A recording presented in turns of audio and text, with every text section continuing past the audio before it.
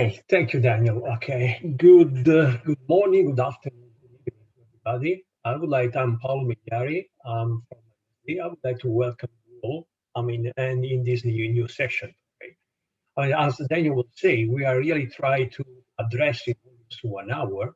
What is the situation of the counterfeiting, and what we try to do in the healthcare in order to avoid it. We all know that technology is one of the first things that can be applied to. And we would like really to understand, first of all, to set the stage, understand the counterfeiting situation today, what it is. And we really go through the solution with, and if blockchain, even if at a new stage of technology, can help us in doing that. We have the opportunity today to have, four speakers that is coming from different experience, even if in the same healthcare environment. So really, I would like to, give the opportunity to all of you, to introduce yourself and really tell something about your experience before starting the stage. I will start from Valentina. Thank you, Paolo, and thank you for this kind invitation. I'm Valentina Stramiello, Head of Programs at the European Patients Forum, and I'm involved directly in the Pharma Ledger projects with the EPF team to bring the patient perspective in this project. Thank you. Thank you, Valentina. And Nuno, if I present well your name, okay? Thank you, Paulo. My name is Nuno Gonçalves. I am Innovation Manager at INCM, the Portuguese Mint and Official Printing Office. INCM is a state-owned company with more than 500 years of history in mint production and 250 years as official printing office. INCM produces identity solutions such as civil ID cards, passport, driver's license, both physical and digital identification documents. INCM also produces anti-counterfeit stamps or labels for brand protection and excise stamps for tobacco and for some more products in the consumer market. I am also a researcher at the Institute of System and Robotics and assistant professor at the University of Coimbra in the area of electrical engineering and computer science. My PhD is in computer vision, and in the last years, I've been focused on technology transfer projects in areas such as coding, machine learning, and unique identity classification, steganography, biometrics, and Industry 4.0. I am head of a research group dedicated to visual information security. In a joint project between the University of Coimbra and INCM, we developed a technology called Unicode to create unique visual identities able to link a physical object with a digital identity and to check its authenticity using a smartphone. We created a physical and clonable function by printing with inks mixed with glitter particles. Another innovative project I coordinate between University of Coimbra and INCM is the CodeFace project, where we developed a machine learning-based approach of steganography to hide information on face images. Well, although this can be used also for any kind of images, not only face portraits, and then we hide data in the image which is printer-proof. It is not destroyed by printing the portraits as it happens with all other digital signatures. I also participate in the INCM team of Pharma Ledger project. INCM co-leads the anti-counterfeit use case with Novartis. So one of the main focus of my career is to develop methods to improve the security of documents and products and to shield the bind between physical and digital worlds. Thank you. Thank you, Nuno. Thanks, very interesting. Okay. The stage is yours, Stanislas. Thank you, Paolo. Good afternoon, everyone. So I'm Stanislas Barrow, the Global Head of Anti-Falsified Medicines at Novartis, global pharmaceutical company, which has 3 divisions across pharma, oncology, on generics as well. The effort on combating falsified medicines at Novartis is led by Global Security, the entity I'm part of, but also supported by 15 functions across the organization. So it's truly a cross-functional and global effort on Novartis' part. Beside that, I have about 15 years of experience in the field of anti-counterfeiting and product security related matters, acquired across various industries on several regions, as well as I was previously based in the Middle East and Asia. Thank you, Paolo. Thank you. Timothy, the last but not the least, please. Yeah, thanks, Paolo. Thanks for having me. And as you can see, my name is Tim Marsh. I'm based in the Northeast of the United States. I'm a mechanical engineer, and I've worked primarily in healthcare since 1992 for both medical device and pharmaceutical and animal health companies. If you're not familiar with GS1, GS1 is a global not-for-profit standards development organization, or SDO, with offices in 115 countries. At GS1, I lead a small team focused on product traceability, sustainability, and of course, blockchain. In my role, I serve all of our industry sectors through our 115 local offices. And of course, I support our healthcare team at GS1 Global Office in their remit to serve industry through what they have as the healthcare leadership team and through various standards developments.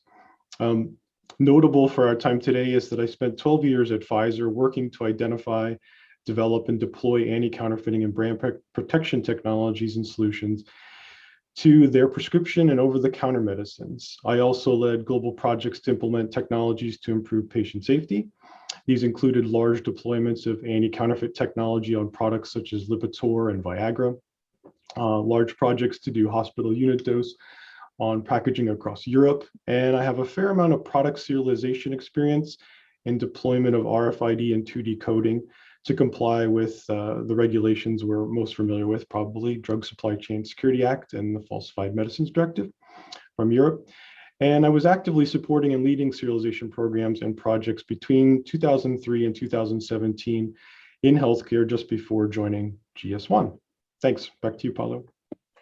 Thank you. As I was saying, we have really good speakers and very expert. We have experts that will represent us from the patient point of view. We have expert that is representing us their point of view in really a solution provider. Okay, pharmaceutical company expert in pharmaceutical from the pharmaceutical point of view, and also team that is, setting the standard. For me, is one of the most important.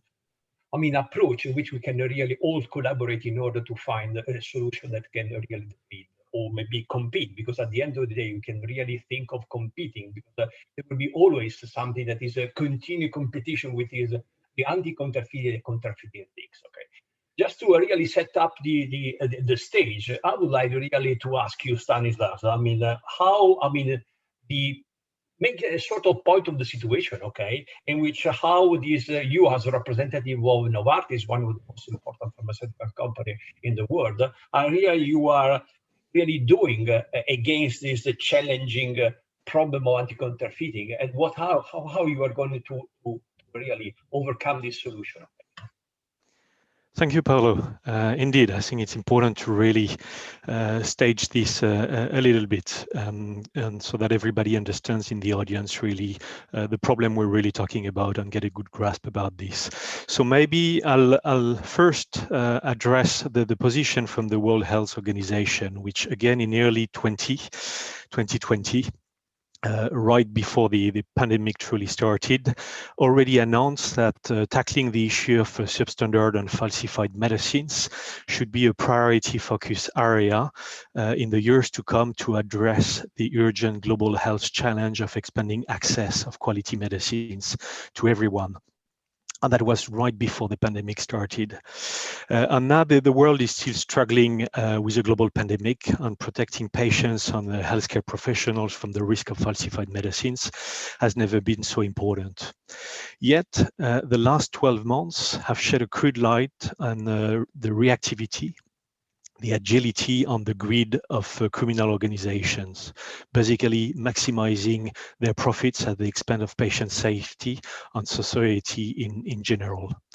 They have been opportunistic and illegally traded in whatever they could make profit with: counterfeit, stolen, tempered, illegally diverted medicines. All of that are actually being defined as falsified medicines. That's a WHO's definition. But all of these correspond to what we basically call pharma crime. Basically, products that should never go and reach patients. So the pressure on the pharma supply chain integrity has been really substantial, and I would say to a certain level critical over the last year or so, with a particular particular rise in theft and illegal diversion cases. So maybe just a few facts and trends for really everyone to grasp the magnitude of the problem. So in 2019, the Pharmaceutical Security Institute, which is basically composed of 35 of the biggest pharma companies who share their operational details about pharma crime-related statistics and activities. So this institute reported a record high number of incidents in 2019, 5,081 incidents recorded in 150 countries. So that just gives you a bit of a flavor. This was 15% increase compared to 2018.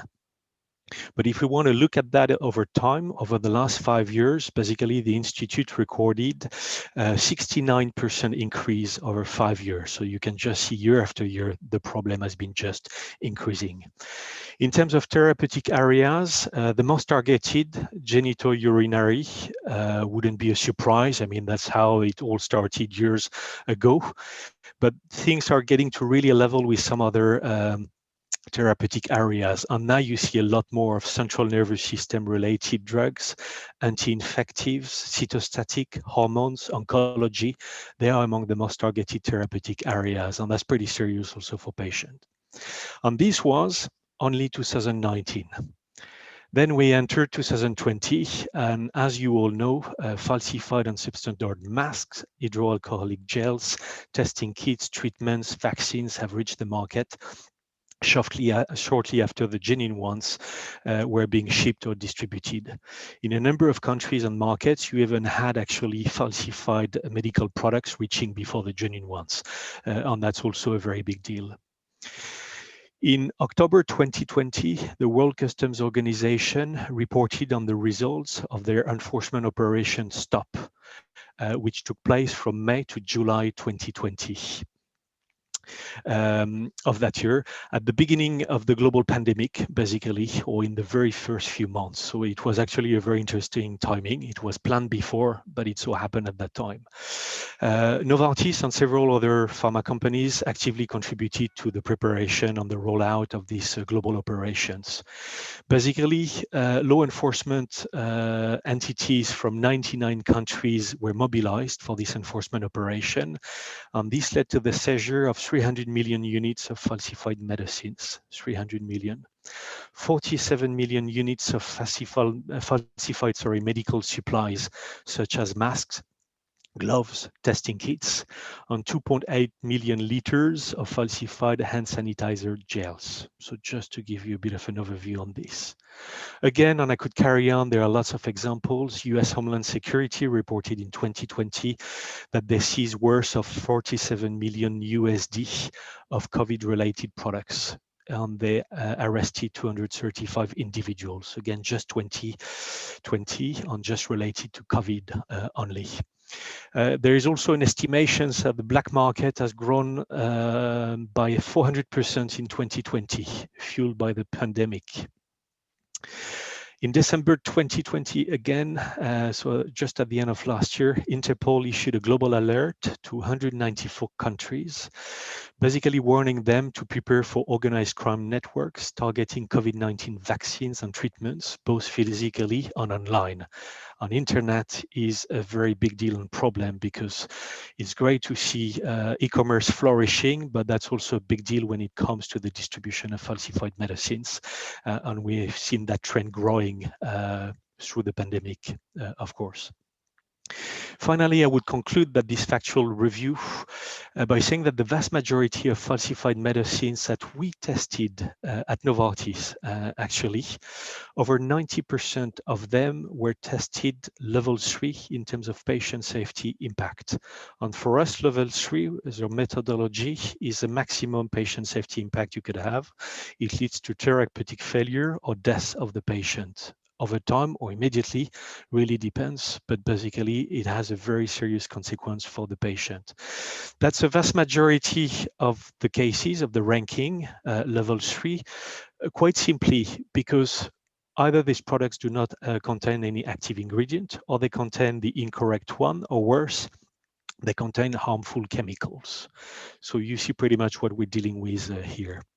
So tackling the global threat of falsified medicines requires collective action, public-private partnership, on a multi-pronged approach. This we know if we want to make a difference here. But an essential objective, which can make a great difference for patients, is accelerating the timely and accurate detection of falsified medicines in the markets, on their subsequent reporting to health authorities in the markets, but to WHO as well, the World Health Organization. This remains one of the biggest operational challenges for both public and private sectors that we're facing.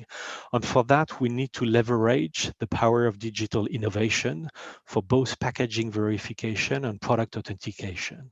So we welcome this opportunity today to share more about this blockchain use case. Novartis, I think, has been a leading force on this, and we're really excited to talk a bit more about this through this forum with you today. So with that, I'll stop here with the overview, Paolo. Well, thank you. I mean, really, really clear. It seems that it's clear. I mean, when I started to work with for the European community for the FMD, I mean, we understood that it's not just as we were saying. I mean, just the high value medicine or very high value product that is affected by the counterfeiting, but we also see that also path and also you say global. Okay, it's really something that really can affect us and also the patient. And about that, I was saying that we need to really find out what is the right feature, what is the right security feature that I mean you can apply to the single approach in order also to be sure that you are not increasing the cost of the single things and really be able to balance the feature and be able to really to be sure that we are giving the right protection to the patient without really increasing the cost. And I mean, I would really to understand better from your experience. I mean, what could be the feature that you have seen in your experience? Yeah, thank you, Paul, for the question. Anti-counterfeit is a serious problem in medicines and in several other consumer markets. In my opinion, an anti-counterfeit solution can only be effective if it achieves a good balance between physical and digital security layers. I don't believe that any system can be based on digital or data security alone, mainly if we are talking about protecting products, not services, and if physical feature can only be used in practice in the context of digital systems. Consequently, the most effective architectures use digital layers built on top of physical features. As a provider of anti-counterfeit solutions in INCM, we already know this for a long time. The actual systems are a variety of security elements, some of them overt, that anyone can see and check without tools, using usually related to the existing of anything, for instance, the existence of a hologram or some other element, some covert, for instance, color shifting, holograms with a special expected response, special inks, UV inks, microtext, special papers with some fibers or polycarbonate, and so on and so forth. The elements can only be checked using some specific device. And finally, some other forensic, whose validation needs a lab and a more complex process. Regard that I mentioned some elements whose validation can have two levels. In the field, an authority or expert can validate the covert layer with a special device, where in a lab, he or she can validate the forensic part. Both covert and forensic elements are not on public domain, which means that they are kept in secret mainly. We also learned that the ultimate security does reside in mainly three pillars: complexity, uniqueness, and ubiquitousness. So complexity, since we must difficult to work of forgers. The solution each time more and more complex, usually by regularly adding some new features to the object. The more we care about security, the more cross features must the solution be, with some of the elements protecting each other. In the second pillar, we have uniqueness. In the past 10, well, depending on the point of view, but maybe 20 years, we are more committed to build solutions on top of unique elements per object, not per reference or per product. So the idea is to have unique elements for each object, for each packaging, for instance. This means that each single object has its own unique identity, call it fingerprint, for instance. Uniqueness is get using physically unclonable functions, which is a mathematical concept based on randomness and on chaos theory. I give you an example. We print stamps with inks mixed with glitter particles, as I mentioned before in my bio, in the Unicode project. And each time a stamp is printed or produced, its instantiation is unique. No other stamp has the same random dispersion of glitters, for instance. We can use this unique identity to protect products and to shield the supply chain. And the third pillar is ubiquitousness. We are reaching around 4 billion smartphones globally, and smartphones with impressive cameras are very powerful. So why use a proprietary device that costs hundreds or thousands, even thousands of euros per authority, per single device, agents that authorities, agents, or experts can use in the field? And that is only used for these features. Why spend so much money on this proprietary device? And if a protecting stamp or label has a dozen security elements, will you use several devices?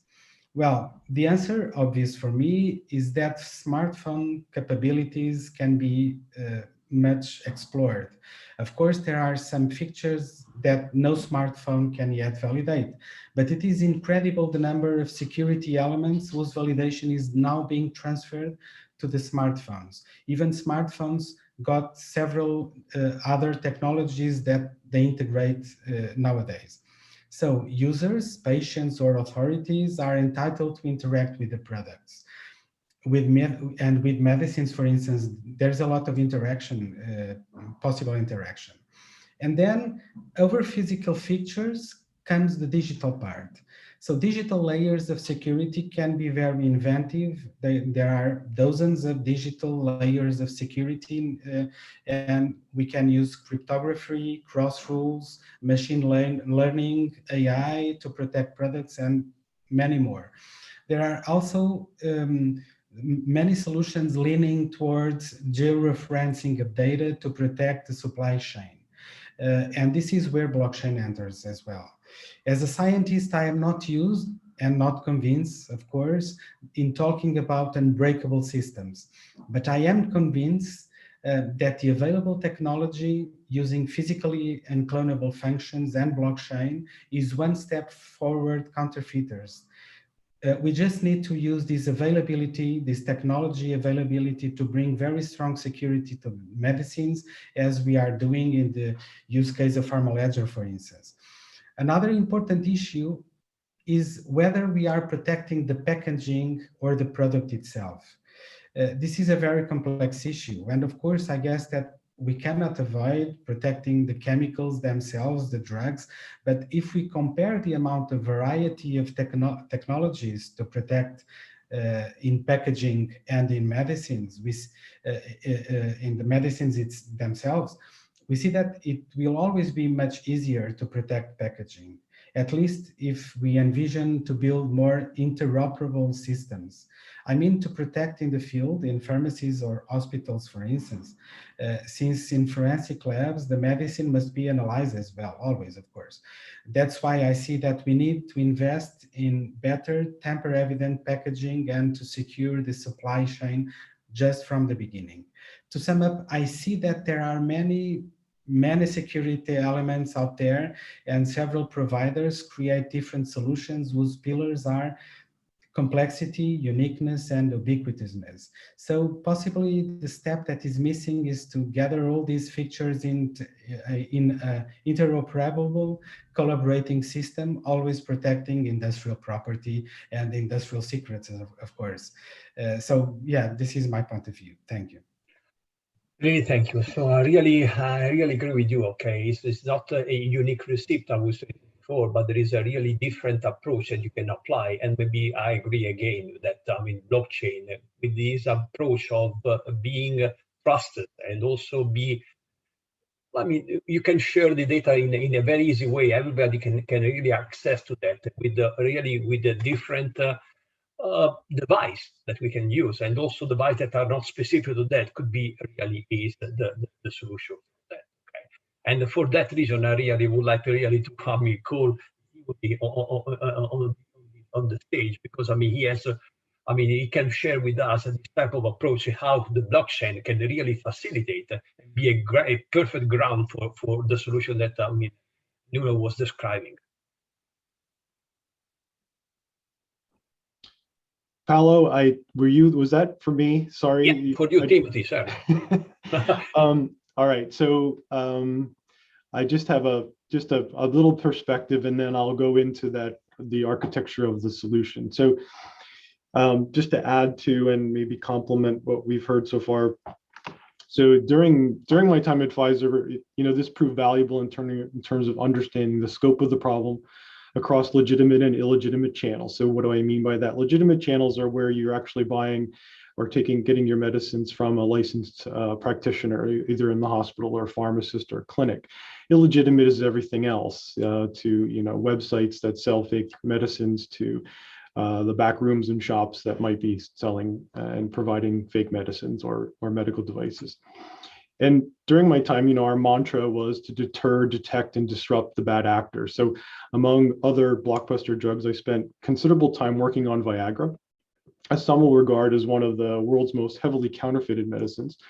And there, I learned early that there's no silver bullet technology or solution that can solve problems with counterfeits, much to what Nuno was talking about specifically. So multi-layered solutions means more than simply applying overt, covert, and forensic technologies on product packaging. It requires a more holistic approach, hopefully one that is grounded in a robust and comprehensive supply chain security program. So, and let's not forget that there are other stakeholders across the healthcare value chain that have to do their part. And it takes a village to tackle this problem. And it's the figures that Stanislav presents this morning to us or this afternoon these are sobering figures that it's getting even worse.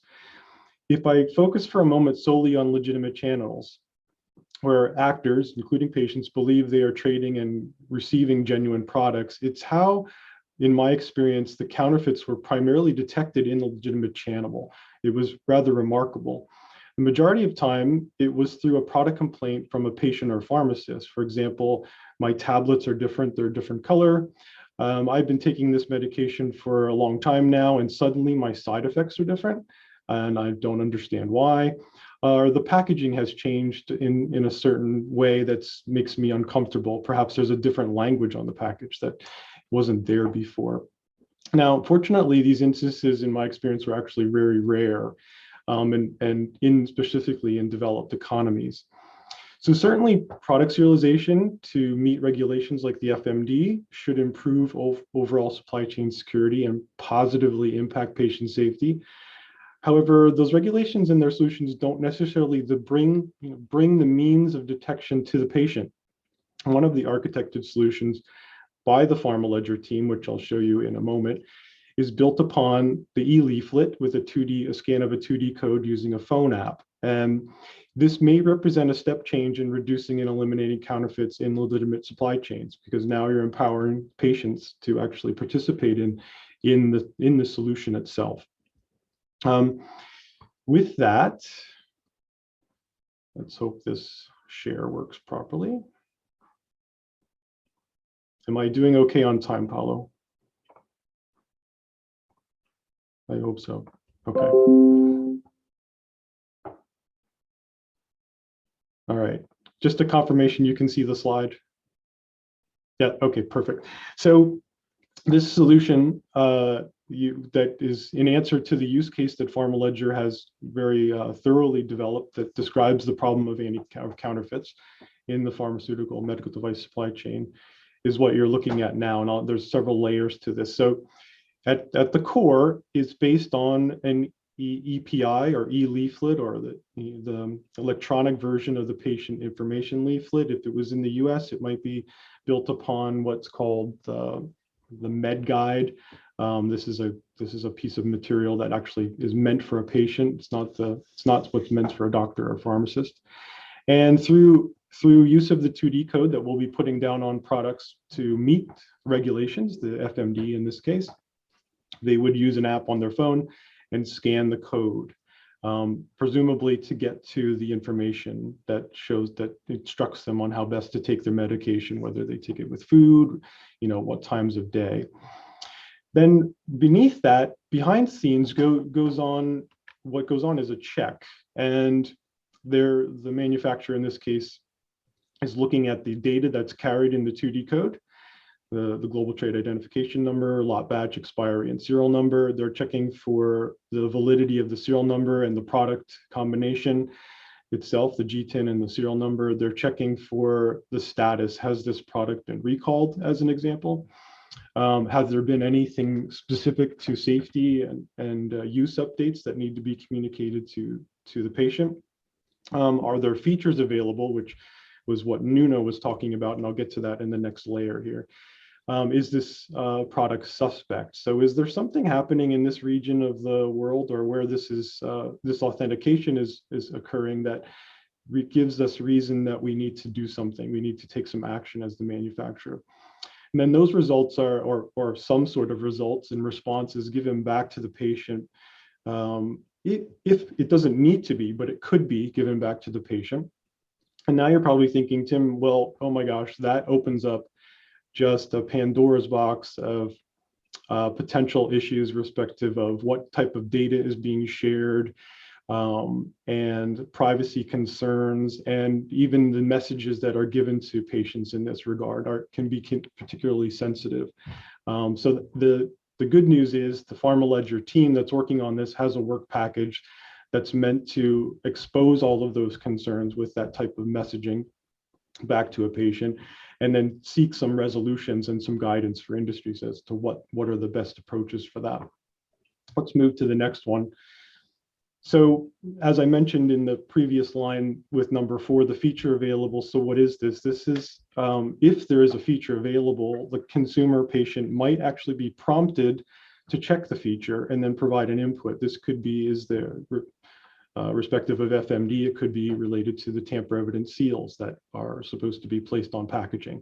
It could be that there's a security label with some sort of overt optically detectable feature that could be interesting for the patient to inspect, and then provide a result back to the manufacturer through the app.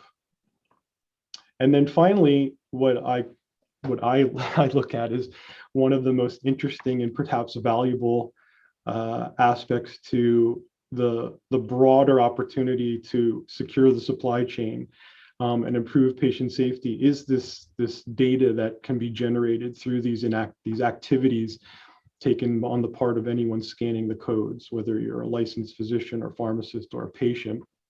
And over time, this can start to build up some real good intelligence on what's really happening on the ground, which is today largely invisible to manufacturers upstream. This type of information is very hard to find and come by, and only maybe through very sophisticated surveillance efforts is it attainable. So this MFPA, as it's called, multi-factor product authentication, is actually going to maybe open the door on some significant improvements to that type of potential data and leveraging that data in the future.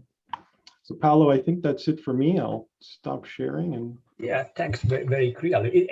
At the end, as we were saying, we have been able to fit in our solution, at least the blockchain, what we are aiming. I mean, different multi-factor approach with different layer, with different really option that could be. I mean, for the first one that is most simple, I would say, just reading a code and really validating the code, or even if more simple, that is really look if and check if the product information is linked to the package, and we have got all the things. So as you were saying, we have different layer, which all of these help really to compete against the counterfeit. Okay, but as you were saying, while some of that is just a single way approach, okay, in which maybe, I mean, you can read the code, I mean, and there's nothing. There's also somebody that is opening a channel to, I mean, to the end user. That could be a doctor, or maybe it depends where they are, or maybe it could be also a patient. And this really open a lot of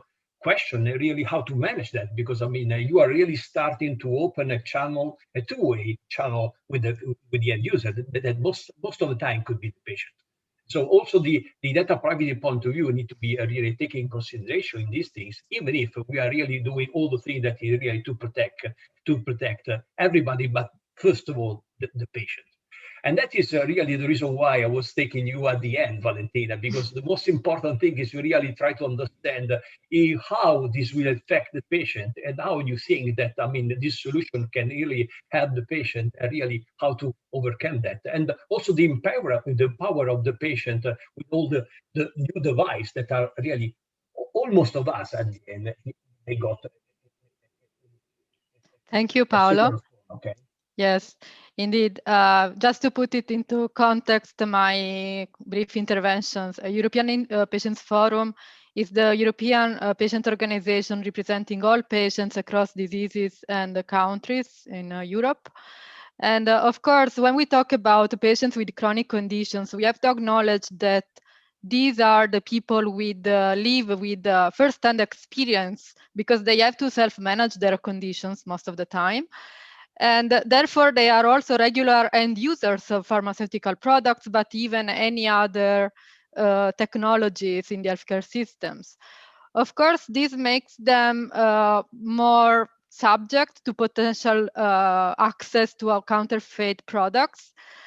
This makes them more vulnerable, of course, and that's why I think blockchain might be really one of the solutions to address the need for safety and quality of the products. We need to make sure that these two elements are guaranteed to the patients. What is also very important from a patient perspective is that patients they need to trust the whole supply chain. Of course, they are not able to personally check any step of the process that leads to the production of the tablet they need to take on a daily basis. They simply can trust the system. Therefore, I think a blockchain can be the solution in this sense. Of course, the slides shared by Timothy showed us that patients can play a key role, being the end users, being really people living with the chronic conditions. They can play a key role in identifying these counterfeit products, but not only, they need to be able to interact with the supply chain to make sure that if ever they encounter any of these products, they are able to provide the feedback to the supply chain and making sure that those products exit the market. Many patients and patient organizations play a role in the healthcare systems, really not only to self-manage the conditions, but also to provide peer support to other patients. When it comes to patient empowerment, we have to be aware also that this is a very broad concept, which means patients be better understanding of the issues, be better engaged, but also they need to be health literate. Of course, this requires probably education. If we are going to use blockchain tools, we have to make sure that patients are able to use those tools. We have to make sure that those tools are accessible for lay people. Of course, because we may educate as many patients as possible, but we have to acknowledge that patients are all different. They are all unique. There are many differences among patients' communities. Also, if we look at the different age ranges, a very young patient cannot be compared to an older one who's maybe less digital health literate. So we have, unfortunately, to take into account of these diversities, which makes the role of the world supply chain and patient organizations more important to support the patient community. Okay, thank you, Valentina. So, I mean, I would say that is something like 15 minutes left. Okay, I mean, all the audience know that we are also answering, and the question that, I mean, they can really submit in our, I mean, the chat room. I've already some question that we can answer, and if all agree, I mean, I will try to really read it and maybe to ask someone of you to answer according your experience, and maybe, I mean, if someone has to add something, please feel free to do that. Okay. The first one is, I mean, are there any successful existing drug track and trace system based in blockchain, and if yes, which one? I can believe that. I mean, the person that is doing that has asked that they believe that track and trace is also a solution for the anti-counterfeiting. Okay, as maybe something that is going to be implemented in USA. There is something of different that the European market has done. I would really ask you, Timothy, if you have any example of that, if you can give us any more information about that. Yeah, so I would say I actually don't know the answer to the question, because I don't think there is a solution that's based solely on blockchain for traceability and track and trace. What you will likely find, and I do know there are some solutions out there that fit this characteristic, they are traceability solutions that have a blockchain component to them. And they've perhaps been a traceability solution for a long time, and blockchain comes into our industry here in the last, say, 5 to 7 years. And it looks like an interesting way to solve some of the challenges that occur within trying to secure the supply of drugs, and communicate and share data. So, blockchain is a data sharing technology. It happens to has its unique properties and value, and therein lies some of the solution providers out there who are have taken blockchain and plugged it into their solution, to add value, provide some feature or functionality that was harder before. The one that I'm looking forward to seeing more about is where it enables trading partners to do more than just the one-up, one-down exchange of information. So does blockchain allow you, with a platform that perhaps may not be your platform, it may be someone else's platform in the supply chain, but can you talk to each other and share information securely that would have not been possible before, because you're on two different platforms, you're on two different ecosystems of solution providers? So that's I think that's about all I can say with any knowledge at the moment. Yeah, for my knowledge point of view, I mean, I agree with you. I mean, at the moment there is no any full track and trace solution, traceability solution on the blockchain. Even if I know that by the 2023, the FDA is implementing in the US market full traceability, and at the moment, also MSD, one of the solutions that we have presented was completely based on the track and trace. And I agree with you that, I mean, there is also advantages, technology advantages also against you. I mean, I'm just talking from the technology point of view, against the centralized database. Okay, the risk is distribute that is a risk of really risk of being really against the breach of the data. It is something less. Okay. So going ahead with the question, I mean, the second that is came for is how big is, from the money point of view, the counterfeiting in the healthcare from drugs. Okay, and maybe Stanis, you can really give us the pharmaceutical point of view. Sure, happy to, Paolo. Even though that might be a complicated answer, because what we're looking at is criminal activity. So as everyone would expect, there is certainly no official report on this. Criminal organizations don't declare any of their activities, and so valuation is actually extremely complex. So here is probably what I can share to give an idea, a sense. But again, all of that has to be taken with a sort of a pinch of salt, if I could put it that way. So first of all, the OECD actually has been working relentlessly for years on the valuation of this criminal activity, illicit trade. They reported, actually, it's an interesting report that was published in 2019, so I would encourage everyone maybe to take a look, because there are some very interesting findings here. What I can say is they scrutinized the data over the last few years, and they valued the trade in counterfeit pharmaceuticals to 4.4 billion. That was based on 2016 data, so 5 years ago. There are two important things to bear in mind when we look at that figure, which could be either huge or seen as small. It depends really the angle you want to take, but it's just limited. First, because it's only looking into counterfeit medicines. It's very important, but as I explained before, it's not everything we deal with on a daily basis.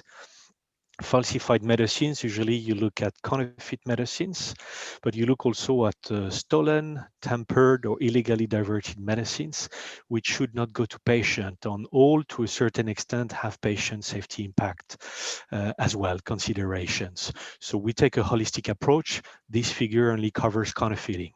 So in my world, counterfeiting, it's usually about pretty much half of the cases. So again, if you take a very simple approach, that gives you half of the picture. Maybe you need to double that up. The second part, it's 2016 data, because a very complicated part is to capture the data from all the law enforcement agencies in the world, all the trade associations who capture that sort of information. The information is a tricky part to obtain. 2016 data, I also explained to the audience earlier on that we have measured that pharma crime activity has grown by 69% over the last 5 years. So probably increase that figure by 69%, double it up to capture the full spectrum of falsified medicines, and that could get you a bit closer, I guess, to what is a realistic figure of this illegal pharma crime activity. So my apologies if I can't be more accurate than that, but there is no actual figure that has been really officially shared on this. I would also conclude by saying, if we take a different angle than just a financial one, the World Health Organization estimates that 1 drug out of 10 available in the world is basically falsified. And this is a very general figure. Obviously, if you start looking at low middle income countries, these figures rises very significantly. In certain markets, we have seen these rates to be really 4 out of 10, 5 out of 10 in very specific situations like countries at war, embargo, and all numbers even going higher than that. So it really depends from one region to another. Thank you. Yeah, thank you. It's great, and I can add something more because I mean I was really talking with some European institution. They will say that also the legal framework of the anti-counterfeiting in healthcare is not so really strong in really defining the legal approach. So sometimes I mean there are people that are, especially that are moving from the drug market of the cocaine market that where is more strict and more real controlled to the healthcare drug and to contribute, because I mean the legislation is not so at the moment. It's going to get better, but at the moment there are also some part of the world in which this will not be pushed. Okay. Then maybe I could share another figure which is interesting, sheds perspective, because you just mentioned about the drug trafficking. Yeah. That's an interesting benchmark. Actually, Interpol a few years ago released a figure that their estimation from all the cases they worked on is that pharma crime can be up to 20 times more lucrative compared to drugs trafficking. Yeah.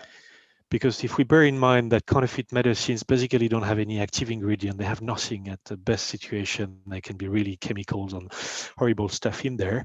It doesn't take much to produce any of this. Actually, the main cost is probably packaging. On this, they invest quite a bit, but not the product itself.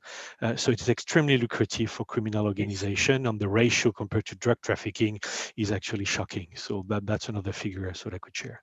Yeah, and probably the collaboration that we can have, all pharmaceutical company, all the institutions together in a platform that is the blockchain can help a lot. I got one more question for you, Nuno. Okay, this really, I mean, give us. Okay, I would like really to understand, because there's a question that asks all the features that we are really adding. You are thinking to add to the healthcare.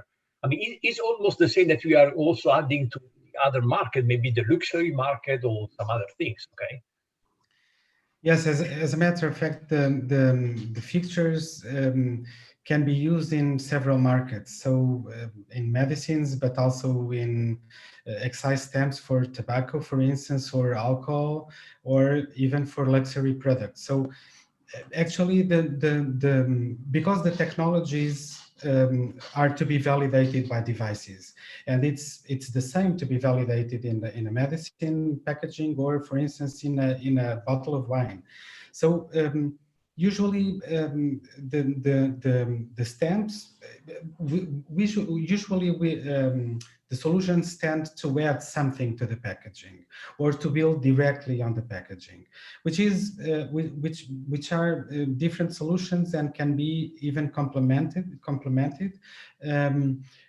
But as I said, it's equal to do that in, for instance, in a bottle of wine or in a medicine packaging. But the thing is that it's very important that solution is tamper evident. So if the bottle, for instance, of the wine is opened, or if the packaging is opened, this event must be protected. So it must be evident that it was opened at it because the interior was changed or was added something or deleted something. So this is important, that solution should be tamper evident. And I see that, for instance, one of the things that we've been noticing is that the counterfeit is not anymore in high-end products, in luxury products, or in high-end wines, or in very expensive medicines and drugs. But the counterfeit is bringing down to very mass consumer products, so cheaper products. Because the technologies that counterfeiters use is a mass production technology, and then we need to bring this protection down to these several products. And of course, the track and trace systems must help these, and they should protect the supply chain from the beginning, from the raw materials until the consumer. And in my point of view, the consumer should be kept in the equation, and should be allowed to help authorities in protecting the products. So yes, I guess almost all features can be used in a lot of markets, not only medicines, but also other markets. And of course, cross information can be shared between companies and between providers and authorities. Thank you. Okay, guys, we have last 4 minutes, and there is 2 questions that I would like to really give to you. I mean, one is really important, that I mean, it's just not, I mean, it's very open. Is who are the main victim customer of the counterfeiting drug? Okay, I would really to try to answer the question from different angles. For sure, starting from Valentina, I really try to understand better also if there is also something that is really what happens to the victim on this one, and also from the patient point of view, this is very important. And also ask for all of you if we can also have some other to the patient. Okay. Thank you, Paolo. So I wanted just to make a point about who are the victims. Of course, patients who I have by somehow access to counterfeit products face the risk of important side effects or even death, as it was mentioned by Stanislav. One point I think that is really important is that especially those patients that lack access to the appropriate medicines may face the risk of accessing counterfeit products. And this is due to the issue of shortages of medicines. This is something that Stanislas has already mentioned when it comes to COVID-19 vaccines. Of course, the higher the need, the higher the risk that the counterfeit products enter the market. And those communities that have no easy access to the products because of not maybe health economics standards that don't meet the opportunity for the countries to address those needs may bring to these issues even more. And then I'm thinking of probably countries from Eastern Europe might face this issue more than others. But of course, this doesn't mean that in Western Europe it's not an issue at all. Yeah. Who else wanted to add to the list of the patient? I think maybe we could say, I mean, reputation for the healthcare system as a whole, even the pharma industry as well. I mean, it's critical for us. It's really super important. The problem is that if counterfeit products or falsified medicines win over a certain market, the problem is the trust patients have in these particular drugs. So a good drug that could actually cure people can be destroyed in terms of reputation over the problem of falsified medicines. And we've seen that in markets, actually. That happens really in certain markets. We've seen that in Africa or in South Asia, where the situation got out of hand for some very needed medicines, could be anti-infectives or others, or antibiotics. And I think we are right now about to probably see that in certain markets for vaccines for COVID-19. So the trust that patients have, and the worst thing that can happen is when a patient would say, I need that medicine, but I can't trust the pharmacy or the clinic I go to because I'm not sure what I'm about to get. So that's a fundamental element on the worst we could basically all lose as a healthcare system. Yeah, thank you, Snai. I completely agree with that. Okay, and coming back to what Valentina was saying before on the stock. Okay, I can tell you that if you had, I mean, the advantage of also having the blockchain is that in the same environment you can really share different level of information and be sure that each of them will be protected. So I would say that also having a traceability solution can also for sure protected by the anti-counterfeiting, but also really try to understand where the drugs are, and we can really be sure that the shortage will not happen in the different things. So that is another, advantage that we can really have as soon as we are able to implement the blockchain. And I would say that that's the last one that I would say the most important. Okay, what are the costs of preventing drug fraud? Okay, that is very interesting because it's really not just the cost, but it's a system that we are going to build together. Okay, in my opinion, and then I've seen Daniel coming up because it means that our time is going to the end. I would say that what that the blockchain is really helping us to do is really to reduce the, because we would like to have a solution that will reduce the cost, but really increase the security.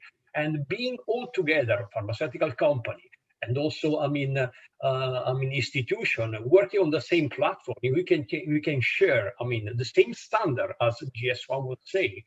Specific feature that we can add layer by layer. Okay, this will help us to reduce the cost, increase the security, and also be sure that both the environment will take advantage of having the anti-counterfeiting. I will say not defeat because but overcome, because it will be continue a sort of round robin against the counterfeiting, anti-counterfeiting. I will say that I will really thanks all of you, okay, for your great experience and also information that you can share with us, and thank you. Really, thank you for everybody. Thank you. Thank you. Thank you very much. Bye-bye. Thank you so much for the session. Oh, sorry. Go ahead. Thanks for having us. That's all. Go ahead. Yeah, thank you, Stanislas, Timothy, Nuno, Paola, and Valentina.